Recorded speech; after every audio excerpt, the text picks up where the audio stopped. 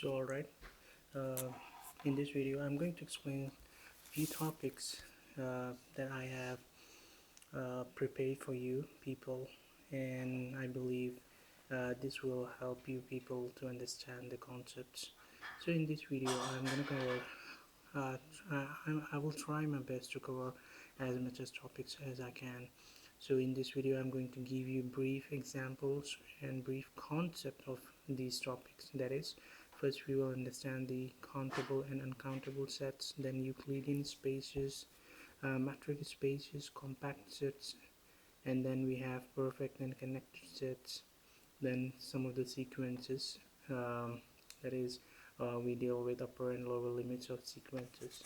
Alright, so I don't know whether this video is uh, or, you, or I am audible or not clearly, but just I'm giving it a try. But I don't know, but it's uncomfortable for me to uh, record and as well as write.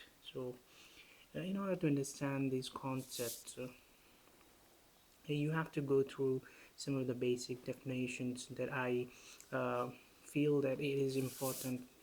Without those definitions you won't able to get these concepts. So the first thing that you have to know that what is the function, basic function concept, and then we have to get the knowledge of continuous function, and then what is onto, what is one function. These are some pretty much important things that we are dealing with in understanding countable and uncountable base. Alright, so the first topic, that is countable and uncountable sets, sorry, not base. So in this, what we are doing is that we say finite sets, finite sets and infinite sets, countable sets, countable sets, uncountable sets. So these topics very much confuse most of the people. I'm gonna explain that. Countable is nothing but which we can count. Sets, the well-defined objects of, or the well-defined elements of set. We consider it as a set. Now we are considering as a countable set. So that means objects in the set are pretty much distinct, means different, and we can count them out. Alright, for example, set of natural number, that is 1 2 so on, we can count this out, right? And this set is countable, and if you observe closely, this set is infinite. Alright, so this set is countable and infinite. So example for this, we can give example for countable and infinite sets we can give for natural numbers. So it goes with similar with other number system, other numbers, like for example whole numbers, real numbers. All right, now we have one more thing that we have to consider while considering countable, that is, we compare this set with the J, that is set of indexes, nothing but set of indexes.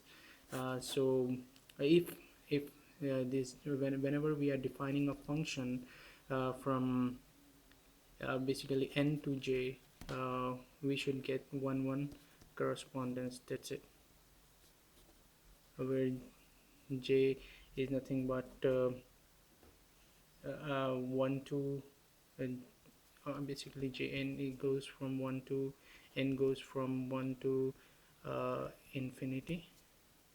All right, so if we are getting 1-to-1 correspondence with n, with j, then we can conclude that it is countable set.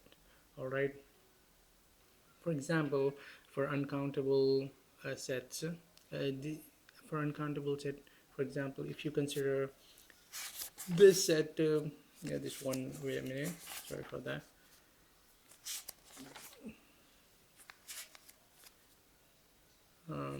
sequence like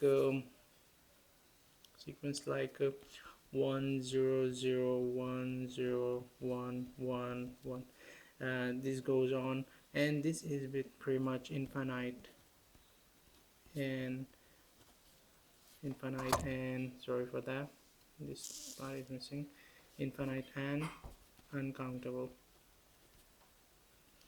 So these are pretty much examples for that. Now I'm gonna give some theorems related to this. All right, so the first theorem that we are going to do deal with is one of the examples for countable set. That is, if I consider a set E that is equal to 1 700 108, this is pretty much finite. Alright, and there is as well as there is a correspondence between E to J. Jn here, n equal to 1 2 3 and 4. That's it. So we have E is corresponding to J4, so that means we can conclude that this set E is countable.